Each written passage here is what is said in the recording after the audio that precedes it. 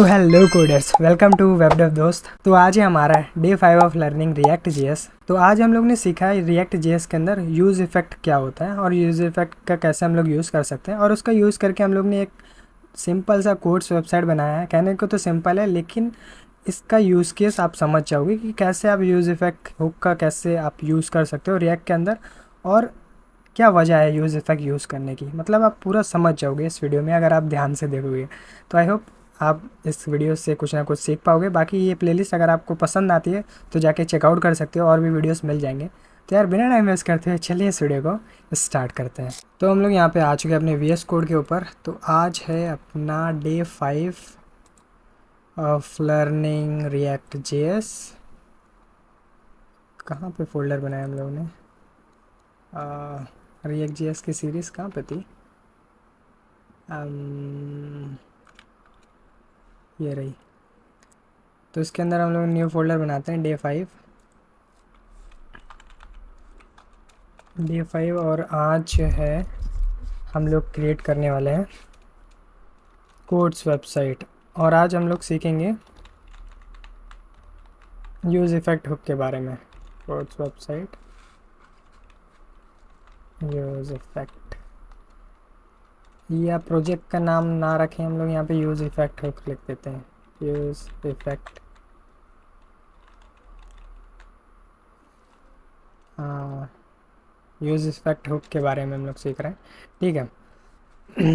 तो वही चीज़ हम लोग को करना पड़ेगा। अपना टर्मिनल ओपन करो और ये यहाँ पे लिखो npm। पहले हम लोग क्लियर कर लेते हैं, CLS से क्लियर स्क्रीन होता है। npm क्रिएट वीट या वेटे जो भी बोलो @लेटेस्ट, और पीरियड इसे बोलते हैं, डॉट फुल स्टॉप को इसी करंट डायरेक्टरी में इंस्टॉल करने के लिए फुल स्टॉप दबा दो। तो अब ये इंस्टॉल हो जाएगा। अब ये पूछेगा क्या इंस्टॉल करना है, तो रिएक्ट जेएस जावास्क्रिप्ट के साथ में, और फिर इसे इंस्टॉल करना होगा। npm इंस्टॉल से ये इंस्टॉल हो जाएगा। अभी ये इंस्टॉल होना स्टार्ट हो गया, थोड़ी देर में इंस्टॉल हो जाएगा। तो देखो यहाँ पे अभी देखो ये पब्लिक वगैरह फाइल्स आई हुई हैं, इनका यूज़ नहीं है, देख सकते हो। अब ये नोड मॉड्यूल्स धीरे धीरे सब डाउनलोड हो गया। तो अब ये पूरी तरीके से इंस्टॉल हो चुका है। अभी अगर npm रन डेव करें तो ये चालू हो जाएगा। ये देखो यहाँ पे ये चालू हो चुका है, ठीक है। अभी के लिए इसका स्ट्रक्चर हमने पहले भी बताया था। सोर्स फाइल के अंदर जो है मेन JSX होगा। मेन JSX में ये इसे हटा सकते हो, इसे हटा देना। और इसके अंदर जो कंपोनेंट बना हुआ है ऐप, ये रहा ऐप डॉट JSX, यही रेंडर हो रहा है। इसके अंदर जो कुछ चीज़ें हैं वही हम लोग को स्क्रीन पे दिख रही हैं, तो इसे हम लोग इरेज कर देते हैं। ये भी इरेज कर दिया, और इसे भी इरेज कर देते हैं, और ये हम लोग को ये भी नहीं चाहिए, ठीक है। तो यूज़ इफ़ेक्ट को समझते हैं। सबसे पहले यहाँ पे हम लोग लेते हैं लेट काउंट, पहले जो बना हुआ था काउंट और सेट काउंट, ये हम लोग यूज़ स्टेट क्रिएट कर रहे हैं, ठीक है। यूज़ स्टेट, और शुरू में हम लोग काउंट 0 डाल देते हैं, ठीक है। अभी के लिए यहाँ पे कुछ रेंडर करवा देते हैं। अभी के लिए यहाँ पे मान लो एक H1 काउंट के अंदर यहाँ पे हम लोग काउंट की वैल्यू डाल देंगे, और यहाँ पे, ठीक है। अगर अभी वेबसाइट हम लोग विजिट करें तो यहाँ पे देखो काउंट 0 दिख रहा है, क्योंकि काउंट की वैल्यू 0 है, ठीक है। तो अब यूज़ इफ़ेक्ट हुक के बारे में जानते हैं। बस यूज़ इफ़ेक्ट हुक होता क्या है। अगर हम लोग चैट GPT से पूछें डेफी, सेशन एक्सपायर हो गया, गूगल पे देख लेते हैं। यूज़ इफ़ेक्ट एंड रिएक्ट, ये बताएगा the use effect hook allows you to perform side effects in your component. Use effect hook से जो है आपके कंपोनेंट्स पे साइड इफ़ेक्ट शो होता है। जैसे कि यहाँ पे जब डेटा फैच होता है या हम लोग को जो अपने वेब पेज के ऊपर कोई नई चीज़ रेंडर करानी होती है, या टाइमिंग बेस्ड पे कुछ चीज़ हम लोग को रेंडर करानी होती है, तो उसमें हम लोग यूज़ इफ़ेक्ट का यूज़ करते हैं।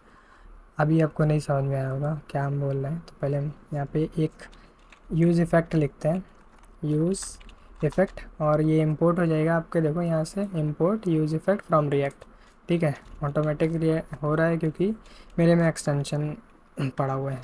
और बाकी इसे लिखते कैसे हैं, यहाँ पे कॉल बैक लिखा, और इसके अंदर जो भी चीज़ लिखोगे, जैसे कि अभी यहाँ पे हम लोग क्या कर रहे हैं, हम लोग को काउंट की वैल्यू अपडेट करना है, तो हम लोग यहाँ पे लिख देंगे जो प्रीवियस वैल्यू है उसे अपडेट कर दो, एक बढ़ा दो उसमें। ठीक है, तो अब देखना हम लोग ने एक ही बार यहाँ पे किया है ना, जैसे अगर पेज लोड होगा तो एक ही बार तो इसकी वैल्यू अपडेट होनी चाहिए, लेकिन यहाँ पे देखना ये बार बार चलता रहेगा। ये देखो चलते ही जा रहा है, चलते ही जा रहा है, चलते ही जा रहा है, ऐसा क्यों हो रहा है? अब ये सोचो ऐसा क्यों हो रहा है, हम लोग ने तो एक ही बार अपडेट की इसमें, जब पेज लोड हो तब ये यूज़ इफेक्ट चल रहा है, इसके अंदर हम लोग एक बार ही वैल्यू अपडेट कर रहे हैं। ठीक है, लेकिन ये यूज़ इफ़ेक्ट हुक जो है हर बार चलेगा। अगर यहाँ पे हम लोग एक कंसोल लॉक करें, जितनी बार भी पेज रेंडर हो रहा है, जितनी बार भी पेज रेंडर हो रहा है, तब ये जो है कंसोल डॉट लॉक रेंडरिंग, ठीक है, जितनी बार भी रेंडर होगा ये यहाँ पे कंसोल करेगा। देखो ये देखो, ये रेंडरिंग देखो बढ़ता चला जा रहा है, ये देखो रेंडर हो ही रहा है बार बार। तो यहाँ पे क्या हो रहा है, ये सेट इफ़ेक्ट से क्या होता है, एक बार ये सेट इफ़ेक्ट चला, मतलब एक बार ही पेज रिलोड हुआ, फिर यहाँ से काउंट की वैल्यू अपडेट हुई, काउंट की वैल्यू जब अपडेट हुई वापस से पेज लोड होता है, फिर वापस से अपडेट होता है, तो ये जो है पूरा लूप चलता रहता है। तो इसे रोकने के लिए जो है हम लोग यहाँ पे सेट कर सकते हैं। अगर हम लोग यहाँ पे एम्प्टी एरे पास कर दें, ये डिपेंडेंसी एरे होता है, अगर एम्प्टी एरे पास कर दें तो ये एक ही बार वैल्यू अपडेट होगी। तो देखना, एक बार रिलोड करो, अरे ये तो अटक गया क्योंकि ये इनफाइनाइट चल रहा था इस वजह से।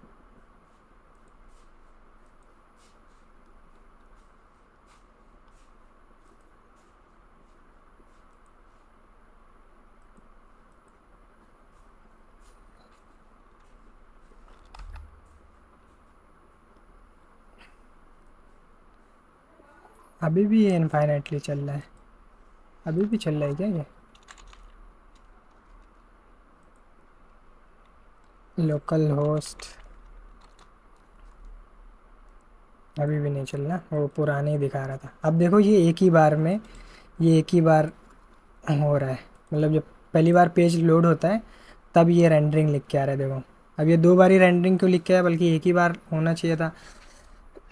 तो ऐसा हुआ, जब ये पहली बार पेज लोड हुआ होगा, जब ये पहली बार पेज लोड हुआ होगा तब शुरू में इसकी काउंट की वैल्यू ज़ीरो थी, तो यहाँ पे ये ज़ीरो प्रिंट हुआ होगा, तब ये कंसोल लॉग एक बार ही हो गया होगा। लेकिन जब यूज़ इफ़ेक्ट चला होगा तो यूज़ इफ़ेक्ट में सेट काउंट की वैल्यू वापस से एक इंक्रीज़ हुई। तो जब भी यूज़ इफ़ेक्ट, सॉरी, जो आपका यूज़ स्टेट हुक होता है उसकी जब भी वैल्यू अपडेट होती है तो पेज जो है रिपेंट होता है, री रेंडर होता है। तो यहाँ पे वही री रेंडर हुआ दो बार, एक तो जब पहली बार हम लोग कंसोल कर रहे हैं तो वो वाला कंसोल प्रिंट हो रहा है, और जब यहाँ से वैल्यू अपडेट हो रही है तो ये दोबारा से हो रहा है।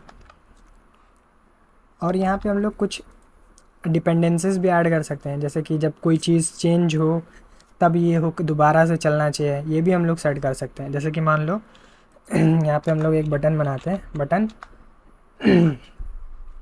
और यहाँ पे रखते हैं क्लिक टू री रेंडर।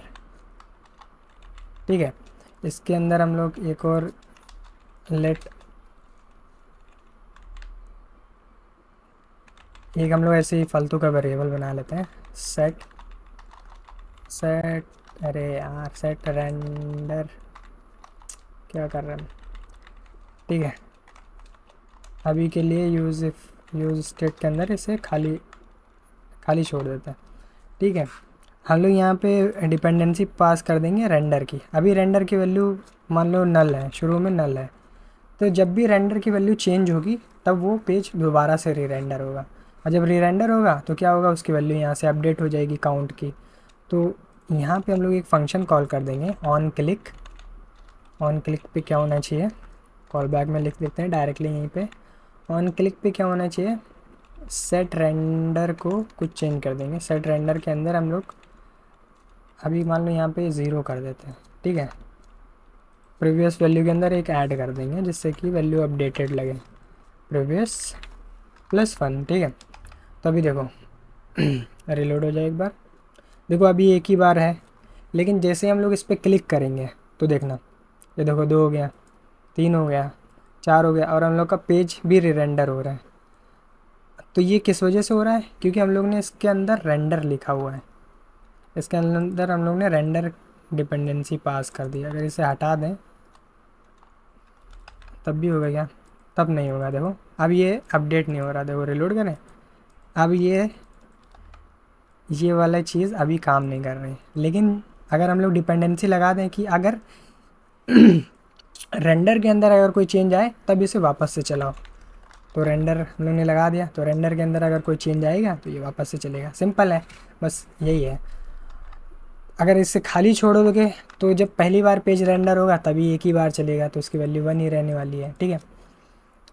तो इसका यूज़ कहाँ आता है? इसका यूज़ आता है एपीआई कॉल्स में। हम नहीं चाहते कि हम लोग जब भी पेज रिलोड करें, मतलब पेज रिलोड ना करें, पेज रिलोड पे तो एपीआई कॉल होगी होगी, मतलब जब भी कोई, जैसे हम लोग क्लिक कर रहे हैं या कोई कंपोनेंट चेंज कर रहे हैं, हम लोग ये नहीं चाहते कि बार बार एपीआई कॉल हो, जब भी पेज में कोई नया अपडेट आए तब एपीआई कॉल हो। हम लोग ये नहीं चाहते। हम लोग चाहते हैं कि जब एक बार शुरू में पेज रिलोड हो तभी एपीआई कॉल हो, यही सेंस बनता है। बार बार अगर एपीआई कॉल होगी तो हम लोग की एपीआई रिक्वेस्ट की जो लिमिट होती है वही एक्सीड कर जाएगा।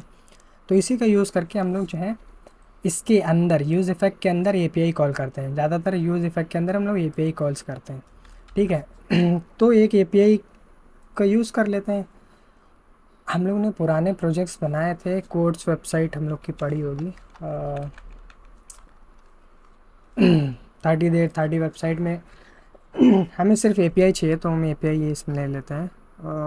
नंबर गेसिंग game, calculator, wishing website, profile links, कहाँ पे है यार? ये रहा, पहले दिन हम लोग ने बनाई थी कोड्स वेबसाइट। तो इसमें हम लोग को एपीआई चाहिए खाली, ये देखो ये एपीआई है, रैंडम कोड मिल जाता है। इसे उठा लेते हैं, और हम जो क्या कहना चाह रहे थे इसे वापस से एक बार यूज़ इफ़ेक्ट एक्सप्लेन करेंगे। ठीक है, अभी इसके अंदर हम लोग सेट काउंट वगैरह नहीं करेंगे, यहाँ पे हम लोग करेंगे फैच। अगर आपको याद हो तो कैसे डेटा फैच करते हैं, यहाँ पे एपीआई की एपीआई एड्रेस डालना पड़ेगा, फिर उसके बाद में आप देन कर सकते हो। देन के अंदर आपको प्रॉमिस मिलता है, रिस्पॉन्स मिलता है, जो कि जिसे आप रिस्पॉन्स मान सकते हो, और फिर उसे हम लोग को जेसन में कन्वर्ट करना होता है। जेसन में नहीं कन्वर्ट करोगे तो दिक्कत हो जाएगी। फिर यहाँ से देन में हम लोग को मिल जाएगा डेटा। अभी के लिए थोड़ा अच्छा दिखे इस वजह से कोड थोड़ा सही से टाइप कर लेते हैं, ठीक है। यहाँ पे डेटा मिलेगा, और इस डेटा को हम लोग कंसोल लॉग करा लेते हैं। जब भी डेटा मिले तो कंसोल डॉट लॉग डेटा कर दो, ठीक है। अभी अगर हम लोग यहाँ पे डिपेंडेंसी एरे ना दें तो देखना क्या होता है। अभी देखना क्या होता है। अगर हम लोग इंस्पेक्ट पे जाएं और इसे क्लियर करते हैं, और देखो एक बार रिलोड करें, अरे यार ये कोर्स एरर दे रहा है। हम लोग ने एक प्लगइन इंस्टॉल किया था कोर्स के लिए, ये रहा, अब ये नहीं देगा। Network error while attempting to fetch, क्या बता रहे हैं?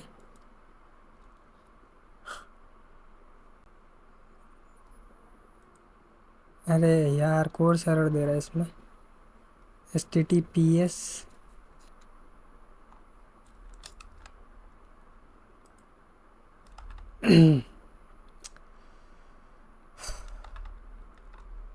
यार ये कोर्स एरर क्यों दे रहा है?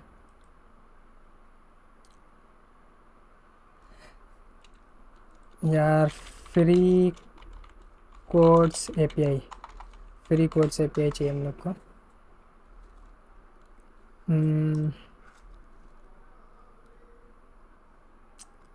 देखते हैं, एक गिटहब के ऊपर, इसके ऊपर एक एपीआई एपीआई ढूंढ लेते हैं पहले हम। तो थोड़ी देर सर्च करने के बाद में एक कोड्स वेबसाइट मिल गया, लेकिन ये रैंडम कोड नहीं रिटर्न करता, और ये हम लोग के लिए सेंस भी बनाता है। एक ही बार में ये बहुत सारे कोड्स हम लोग को दे देगा, तो ये ज़्यादा सेंस बनता है, क्योंकि एक बार में कोड्स मिल जाएंगे तो हम लोग को दोबारा रिक्वेस्ट करने की ज़रूरत नहीं पड़ेगी। और देखो, ये देखो यहाँ पे एक ऑब्जेक्ट मिल रहा है कोड्स का, जिसमें कोड्स के अंदर एक एरे ऑफ कोड्स मिल रहा है, थोड़ा अजीब है। तो देखो यहाँ पे अगर हम लोग कोड्स लिख दें QUOTS, तो ये एरे डायरेक्ट दिखेगा। अब देखना, ये डायरेक्ट दिख रहा है, देख सकते हो। इनके अंदर बहुत 30 ऑब्जेक्ट पड़े हुए हैं, और इनके अंदर ऑथर मिल जाएगा, कोड मिल जाएगा, आईडी मिल जाएगी, ठीक है। लेकिन यहाँ पे देखना, अगर इसे हम थोड़ा मिनिमाइज़ करें, इसे इरेज करें, तो देखना यहाँ पे जब क्लिक करेंगे तो ये देखो क्या हो रहा है। मतलब इस पर क्लिक करने पे क्या हो रहा है, जो रेंडर का हम लोग ने यूज़ स्टेट बनाया था, उसमें वैल्यू अपडेट हो रही है। तो यूज़ स्टेट में, मतलब यूज़ स्टेट का जो हम लोग ने वेरिएबल बनाया, उसके अंदर कभी भी अगर वैल्यू चेंज होती है तो क्या होता है, ये रीरेंडर होता है, रीरेंडर होता है। तो रीरेंडर होने पे क्या हो रहा है, रीरेंडर होने पे ये यूज़ इफ़ेक्ट भी, मतलब यूज़ इफ़ेक्ट ना भी लिखो तब भी ये चलेगा। अभी तो यूज़ इफ़ेक्ट लिखने का कोई मतलब ही नहीं है, क्योंकि हम लोग ने वो देखो, अगर हम लोग यहाँ पे क्या एरर दे रहा है, अच्छा ये देखना, यहाँ पे जब भी हम लोग क्लिक करें, देखना ये एपीआई कॉल हो रहा है। जितनी बार क्लिक करेंगे बार बार एपीआई कॉल हो रहा है। मतलब क्या होता है, यूज़ इफ़ेक्ट, यहाँ पे रेंडर की वैल्यू चेंज हो रही है। अगर हम लोग कंसोल लॉग कराएं तो वो भी दिख जाएगा। देखो console.log रेंडर, यूज स्टेट क्या होता है, किसी भी स्टेट, मतलब किसी भी एलिमेंट का स्टेट जब चेंज होता है उसके लिए हम लोग यूज़ करते हैं। बाकी हम लोग ने इसका वेरिएबल बना के रख लिया। हम लोग कर क्या रहे हैं, जब भी इस बटन पे क्लिक होता है तो उसकी वैल्यू चेंज होती है। जब वैल्यू चेंज होती है तो स्टेट अपडेट होती है। स्टेट अपडेट जब होता है तब ये पूरा पेज रीरेंडर होता है। मान लो यहाँ पे ये रीरेंडर का सिस्टम हटाओ, रेंडर का एग्जांपल समझ में नहीं आएगा, काउंट का रख लेते हैं। काउंट का भी बना हुआ है, और हम लोग यहाँ से क्या बोल रहे हैं, सेट काउंट की वैल्यू यहाँ से अपडेट कर रहे हैं। देखो जैसे यहाँ पे ये काउंट बढ़ता है, ये रिरेंडर होता है, रिरेंडरिंग के साथ में ये भी तो पड़ा हुआ है, ये पूरा फंक्शन रिरेंडर होगा ना, ये पूरा फंक्शन रिरेंडर होगा। अगर इसके अंदर और भी बहुत सारी चीज़ें होती हैं, या इसके अंदर हम लोग और भी कोई कंपोनेंट बनाते हैं, जैसे कार्ड का कल बनाया था वो भी बना के डाल देते हैं, तो वो भी रिरेंडर होता है। तो हम लोग इस यूज़ इफ़ेक्ट के अंदर उस चीज़ को डाल सकते हैं जिसे हम लोग को बार बार रिरेंडर नहीं करवाना है। तो हम लोग को बार बार रिरेंडर क्या नहीं करवाना है, हम लोग को क्या एरर दे रहा है, इसे पूरे इरेज कर देते हैं, जाओ तुम, और इसे कट कर लेते हैं। तो इसे हम लोग रख सकते हैं यूज़ इफ़ेक्ट के अंदर, ठीक है। यूज़ इफ़ेक्ट के अंदर हम लोग को कॉल बैक के अंदर रखना होता है, ठीक है। इसके अंदर हम लोग ने इसे रख दिया, लेकिन अभी भी वही होगा। देखो यहाँ पे क्लिक कर रहे हैं तब भी ये वैल्यू ला रहा है, बार बार एपीआई कॉल हो रही है। तो इससे बचने के लिए क्या कर सकते हैं हम लोग, यहाँ पे डिपेंडेंसी एरे खाली छोड़ देंगे। मतलब इस खाली एरे का मतलब है कि पहली बार जब पेज लोड होता है, शुरू में जब लोड होता है, जब दोबारा रिलोड करोगे रिलोड बटन से तब कॉल होगा, वैसे नहीं कॉल होगा। अब देखो यूज़ इफेक्ट से इसकी वैल्यू चेंज हो रही है, लेकिन अब ये देखो, अब चाहे जितनी बार यहाँ पे क्लिक करो ये अब एपीआई कॉल नहीं करेगा। अब जब पेज रिलोड करोगे तभी एपीआई कॉल होती है। देखो अभी एक बार हुई, अब नहीं हो रही है। तो यहाँ पे हम लोग यूज़ करते हैं यूज़ इफ़ेक्ट का, ठीक है। यूज़ इफ़ेक्ट अगर और किसी चीज़ पे अगर डिपेंड होना होता कि नहीं, ये वाली कोई हम लोग ने बटन बना दी कि नहीं नया डेटा लेके आओ, तो उस वाली बटन पे जब क्लिक हो तो हम लोग कुछ ऐसा वेरिएबल इस टाइप से क्रिएट कर देते हैं। उसकी वैल्यू जब अपडेट होती है तो डिपेंडेंसी एरे में डालने से जब उसकी वैल्यू अपडेट होती तो ये वापस से चल जाता, तब वहाँ पे दोबारा से एपीआई कॉल हो जाती, ठीक है। तो अब हम लोग को यहाँ से डेटा मिल चुका है, ठीक है। अभी हम लोग जो है काउंट वगैरह हटा देते हैं, हम लोग पूरा कोड्स वाली वेबसाइट बना लेते हैं। बाकी सीएसएस लिखवा लेते हैं चैट जीपीटी से। लॉगिन लॉगिन लॉगिन करना पड़ेगा, लॉगिन हो जाओ गूगल से, गूगल से हो गया क्या लॉगिन, ठीक है। ये पड़ा हुआ था,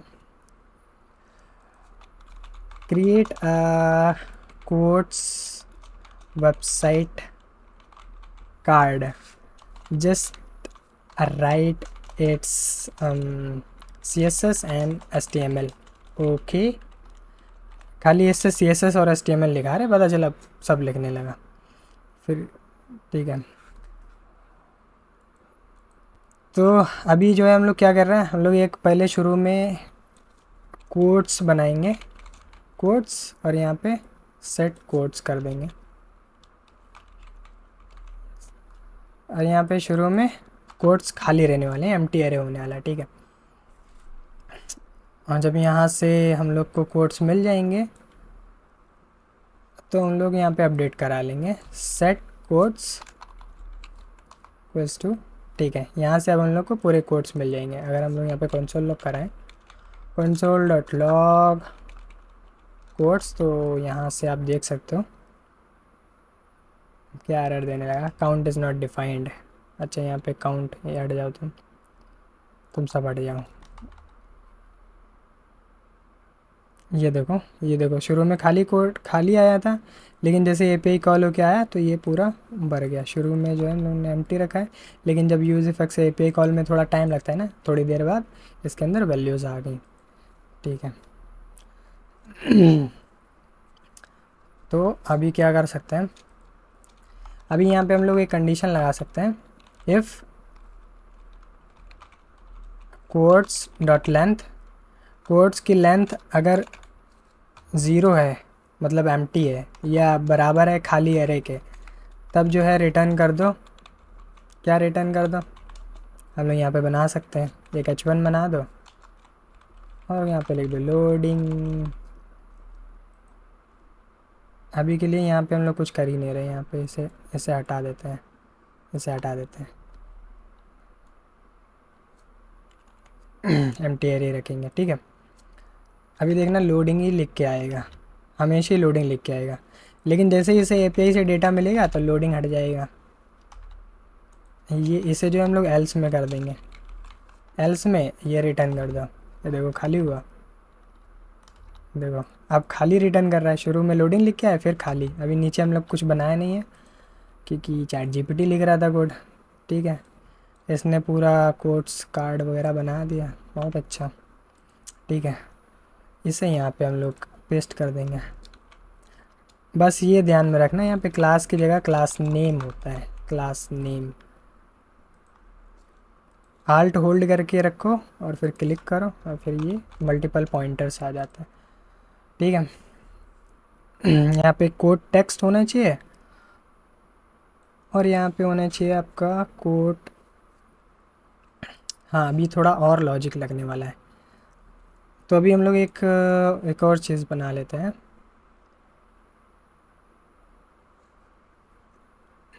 यहाँ से कोड का डेटा मिल जाएगा, लेकिन हम लोग को रैंडम कोड चाहिए होगा। यहाँ से रैंडम कोड चाहिए होगा, कोड्स की जगह हम लोग कोड कर लेते हैं, क्योंकि हम लोग को एक ही कोड चाहिए ना, तो एक ही कोड मिलेगा। तो यहाँ से हम लोग को बहुत सारे कोड्स मिल रहे हैं, हम लोग को मालूम है 30 पूरे मिल रहे हैं, तो हम लोग को एक यहाँ पे रैंडम नंबर चाहिए। यहाँ से हम लोग लिखेंगे फंक्शन, अगर याद हो, मैथ डॉट फ्लोर कर देंगे सबसे पहले, और उसके अंदर लिखेंगे मैथ डॉट रैंडम से आपको 0 से लेके 0.999 एक को छोड़ के उससे नीचे वैल्यू मिलने वाली है, मतलब एक से कम कोई सी भी वैल्यू मिल सकती है, तो वो मिल जाएगी। और इसका मल्टीप्लाई हम लोग कर देंगे किससे, जो आपका कोड्स आ रहा है, मतलब जो भी कोड्स आ रहे हैं, एरे आ रहे हैं ना, उसकी लेंथ के बराबर। थोड़ा वियर्ड लग सकता है, हमने एक ही में लिख दिया, लेकिन आप समझो, इस कॉम्प्लेक्स कोड को अपने समझने की आदत डालनी पड़ेगी। अगर आप जेएस अगर आपने सही से नहीं सीखा तो आपको नहीं समझ में आ रहा होगा, तो जेएस पहले सीखो जाके। ठीक है, तो हम लोग बेसिकली क्या कर रहे हैं, मैथ डॉट रैंडम से 0 से 0.99 तक का एक नंबर मिल जाएगा। ठीक है, अब उससे हम लोग मल्टीप्लाई कर देंगे किसका, यहाँ से 30 मिल जाएगा, 30 मिल जाएगा। तो मान लो अगर आया 0.1, 0.1 का मल्टीप्लाई अगर 30 से करेंगे तो कितना होगा, 30 हो जाएगा। 0.1 का अगर मल्टीप्लाई हम लोग 30 से करेंगे, एक बार देख लेते हैं। 0.1 का मल्टीप्लाई अगर हम लोग 30 से करेंगे तो 3 हो जाएगा। और मान लो 0.9 आया और मल्टीप्लाई 30 से करा तो 27 हो जाएगा। इस तरीके से हम लोग को रैंडम नंबर मिल जाएंगे 0 से लेके 29 तक। हम लोग को यही चाहिए, 0 से 29 चाहिए, 1 से 30 तक नहीं चाहिए, क्योंकि आपको मालूम है इंडेक्सिंग कैसे वर्क करती है। इंडेक्सिंग 0 से शुरू होती है, तो 1 को आप 0 मान सकते हो अरे इंडेक्सिंग में। तो ठीक है, हम लोग को यहाँ से रैंडम कोट अब मिल जाएगा। तो कोट हम लोग को मिल गया, लेकिन ये कोट ऑब्जेक्ट है, ठीक है, कोट ऑब्जेक्ट है। तो यहाँ पे अगर हम लोग कंसोल लॉग कराएं यहाँ पे, तो देखना कोट ऑब्जेक्ट आएगा। एक बार ही चलते हैं। कोट्स इज़ नॉट डिफाइंड, कहाँ पे कोट्स इज़ नॉट डिफाइंड, कहीं पे लिखा हुआ है क्या कोट्स? ये रहा कोट्स, डेटा डॉट कोट्स, है ना, सही तो है। कहाँ पे बता रहा है कोट्स इज़ नॉट डिफाइंड? 15वीं लाइन पे। अच्छा ये, अब ये भी हम लोग का काम नहीं करेगा। इफ अगर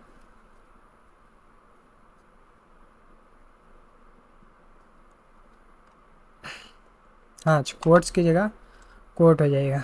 अगर कोट खाली एरे है तब लोडिंग लिख के आ जाए, वरना कुछ और, ठीक है। अरे भाई साहब, अच्छा ये कोट ये वाला लिख के आया जो पहले से था, ठीक है। ये देखो अनडिफाइंड लिख के आ रहा है, अनडिफाइंड क्यों आ रहा है?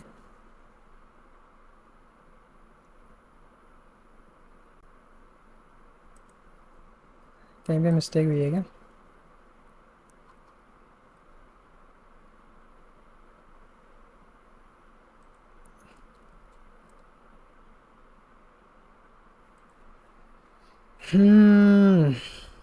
क्या दिक्कत हुई है? अभी के लिए अगर इस पूरी को हटाएं, हम लोग इरेज कर दें और पहला कोड रखें तो अभी अनडिफाइंड नहीं आ रहा, कुछ लॉजिक में गड़बड़ है। एक हम लोग यहाँ पे बना ही लेते हैं, लेट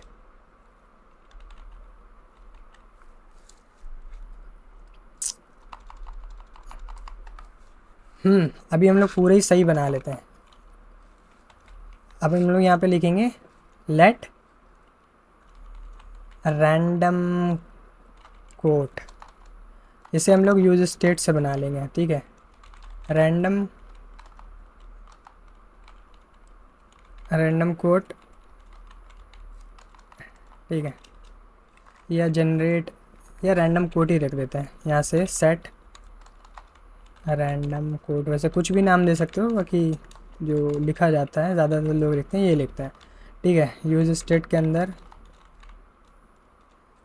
हम लोग को यहाँ पे लिखना है, यहाँ पे हम लोग पूरा फंक्शन पास कर देंगे रैंडम कोड की इंडेक्स जनरेट करने का। तो हम लोग ने क्या किया था, मैथ डॉट रैंडम अच्छा ये दिक्कत थी, हम लोग ऐसे करके कॉल नहीं कर रहे थे। इसका मल्टीप्लाई बाय कर देंगे 30 से, हम लोग को मालूम है वहाँ से 30 कोड्स मिल रहे थे, ठीक है। और इसे हम लोग मैथ डॉट फ्लोर कर देंगे, तो 0 से 30 के बीच में कोई सी भी वैल्यू आ सकती है, तभी वो वहाँ पे एरर दे रहा था। मैथ डॉट फ्लोर कर देंगे। फ्लोर क्या करता है, अगर 0.1 है या 0.9 है वो मैटर नहीं करता, पॉइंट के बाद का नंबर इरेज कर देता है, वो उसे 0 ही मान लेगा। तो अब यहाँ से हम लोग को रैंडम इंडेक्स मिल जाएगी। वेरी नाइस, रैंडम इंडेक्स मिल गई। तो यहाँ पे हम लोग रैंडम कोड लिख देते हैं, वैसे रैंडम इंडेक्स लिखते तो ज़्यादा सही था। रैंडम इंडेक्स कर देंगे, छोड़ो रैंडम इंडेक्स ही कर देते हैं, it would make more sense. Index और इंडेक्स, ठीक, रैंडम इंडेक्स मिल गई। अब देखना, अभी देखो ये वाला कोड आया, the less of the world फलाना ढमकाना। अगली बार देखें क्या आएगा, अगली बार देखो आया रैंडमली, अब कोड्स आ रहे हैं, ठीक है। अब यहाँ पे हाँ कोड्स तो आ रहे हैं, लेकिन की देख लेते हैं। कोड के अंदर कोड मिल जाएगा, ऑथर के अंदर ऑथर मिल जाएगा। तो यहाँ पे हम लोग लिख सकते हैं, वहाँ से हम लोग को कोड मिल जाएगा। कोड के अंदर जो कोड है वो थोड़ा अजीब लगेगा ना, कोड के अंदर कोड, क्या ही कर सकते हैं। और यहाँ पे कोड के अंदर जो ऑथर है .AUTHER। अब देखो ये अगर रिलोड करें, यार ये क्या हुआ, OUTHOR AUTHOR, अच्छा OR स्पेलिंग मिस्टेक है। अब ऑथर भी आएगा, ये देखो ऑथर आने लगा रोमी। बाकी अच्छा CSS हम लोग ने अप्लाई नहीं करी यार, क्या चैट जीपीटी ने कोड लिख के दिया भाई, हम कहें ठीक है। ये सेंटर वाला पहले से है, बस ये CSS हम लोग को ऐड करनी थी। वही क्या बड़ा बेसिक सा दिख रहा है, इस CSS को यहाँ पे पेस्ट कर देते हैं। पुरानी CSS लिखी हुई वैसे इरेज से इरेज कर सकते हैं, क्योंकि सारे एलिमेंट्स हम लोग ने देखो इस टाइप से लिख के आ रहा है। बाकी हम लोग सोच रहे हैं कि इसमें एक बटन लगा दें, एक बटन बना लेते हैं, इसके अंदर ही एक बटन रखते हैं, जिससे कि और ज़्यादा आपको समझ में आएगा। यूज़ इफेक्ट यहाँ पे गेट एनदर, ठीक है, कुछ इस टाइप की बटन आ रही है, वेरी नाइस। पहले से CSS लिखी हुई थी। बाकी यार इसमें मार्जिन देने का मन कर रहा है मेरा। कोट ऑथर में थोड़ा मार्जिन बॉटम दे देंगे तो काम बन जाएगा। कोट ऑथर मार्जिन बॉटम दे दो 2 REM, काम 25 है, ठीक है, हो गया। अब जब गेट अनदर पे क्लिक करें तब जो है क्या होना चाहिए, यूज़ इफ़ेक्ट वाला काम दोबारा से होना चाहिए, हम लोग को एक नया कोड मिलना चाहिए। तो उसके लिए क्या कर सकते हैं हम लोग, यहाँ पे हम लोग पास कर देंगे रैंडम इंडेक्स, ठीक है। हम लोग क्या करेंगे, इस बटन के ऊपर जब भी क्लिक होगा हम लोग क्या करेंगे, ऑन क्लिक यहाँ पे एक फंक्शन क्रिएट कर देंगे, रैंडम इंडेक्स हैंडलर। यहाँ पे ऐसे करके फंक्शन के नाम लिखते हैं, लास्ट में हैंडलर लिख देते हैं, बस ये नेमिंग कन्विक्शन है, ठीक है। तो हम लोग इस फंक्शन को बना लेते हैं, क्या नाम रखा था हम लोग ने, रैंडम, और हम प्रेफर करते हैं रिएक्ट में एरो फंक्शंस यूज़ करने का, रैंडम इंडेक्स हैंडलर, ठीक है। और इसमें ऐसा करके एरो फंक्शन लिखा जाता है, ये रहा एरो। और इसके अंदर हम लोग क्या करेंगे, इसके अंदर हम लोग बेसिकली रैंडम इंडेक्स को चेंज कर देंगे। और बाकी यहाँ पे जो है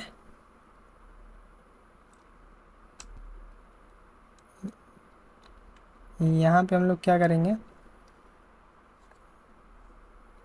यहाँ पे सेम चीज़ कर देंगे। यहाँ पे इस फंक्शन इससे जो है हम लोग को रैंडम इंडेक्स मिल जाएगी, और इसी को जो है हम लोग इसकी रैंडम इंडेक्स सेट कर देंगे, रैंडम इंडेक्स को अपडेट कर देंगे। तो हम लोग यहाँ पे लिखेंगे set random index equals to ये, यहाँ से एक रैंडम इंडेक्स मिल जाएगी। तो जैसे हम लोग क्लिक करेंगे ये फंक्शन कॉल होगा, और वो क्या करेगा, रैंडम इंडेक्स जो शुरू में आई थी उसे अपडेट कर देगा।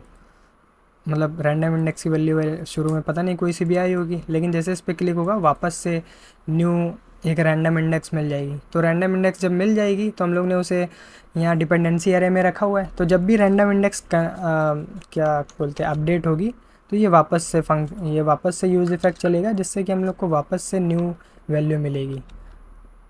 तो देखो ये देखो है काम कर रहा है, जैसे हम लोग क्लिक कर रहे हैं वापस से न्यू वैल्यू मिल रही है, और ये अपना काम कर रहा है ज़बरदस्त।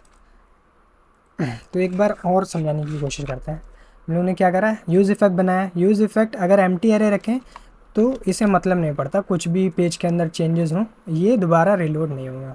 यहाँ पे देखो चाहे जितनी बार क्लिक कर दें, लेकिन हमने यहाँ पे जो है इस बटन के ऊपर जो है एक लगा के रखा है सेट इंडेक्स, मतलब इसके ऊपर जब भी क्लिक करें तो कोई रैंडम इंडेक्स हम लोग को वापस से मिल रहे। तो ये अपडेट हो रहा है हम लोग का यूज़ इफ़ेक्ट, यहाँ से अपडेट यूज़ स्टेट इसका हम लोग का अपडेट हो रहा है, और इसको जो हम लोग इस डिपेंडेंसी एरे में रख रहे हैं। तो इस डिपेंडेंसी में एरे में जो चीज़ रखते हो अगर वो चीज़ अपडेट होती है तो उससे जो है यूज़ इफ़ेक्ट वापस से रन होता है। इसीलिए हम लोग ने यहाँ पे रैंडम इंडेक्स कर दिया, और जब भी रैंडम इंडेक्स चेंज हो रही है तो हम लोग का वापस से नया कोड मिल रहा है। तो यही था हम लोग का कोर्स वेबसाइट और यूज़ इफ़ेक्ट। आई होप आपको समझ में आएगा, थोड़ा वो बेसिक आइडिया तो लगे होगा। आप लोग प्रोजेक्ट बनाओगे तो आपको अच्छे से समझ में आएगा। तो कैसा लगा आज का वीडियो? आई होप आपने यूज़ इफेक्ट हुक को समझा होगा। हमने पूरी कोशिश करी समझाने की, फिर भी अगर आपको नहीं समझ में आया हो तो वीडियो एक दो बार देख लो और खुद से कोड लिखने की कोशिश करो। जब आप कोड लिखोगे ना तब आपको समझ में आएगा यहाँ से ये हो रहा है, अच्छा ऐसे हो रहा है, अच्छा ऐसे हो रहा है। मतलब ऐसा नहीं, जब हमने कोडिंग सीखी थी तो टू डू लिस्ट जब हमने बनाना सीखा तो यार मेरी समझ में नहीं आया। हमने ट्यूटोरियल 3-4 बार देखा तब भी हमने कोशिश करी, मेरे समझ में भी नहीं आया। हमने पूरा कोड बिल्कुल लाइन टू लाइन लिख दिया, हाँ वर्क करने लगा, लेकिन फिर भी मेरे समझ में नहीं आया। तो हमने बहुत बार जब चीज़ें बनाई तब जो आपको पीछे फंडामेंटल जो चीज़ें काम कर रही होती है, जो सही में काम करती हैं, जो आपको समझ में नहीं आ रहे थे शुरू में, वो चीज़ें समझ में आने लगती हैं। तो गिव अप मत करो यार, बहुत मज़ेदार चीज़ है। हमें तो बहुत मज़ा आता है, आपको भी आएगा अगर आप गिव अप मत करो। तो धीरे धीरे आप सीख जाओगे। बाकी अगर आपको ऐसे वीडियोस पसंद आती है, मेरी रिएक्ट की प्लेलिस्ट अच्छी लग रही है, तो और भी वीडियोस दी पड़ी हुई हैं शुरू से, आप चेकआउट कर सकते हो। बाकी और भी ऐसे वीडियोस के लिए Sepak sara kabar sabara karai sara sara kap whatever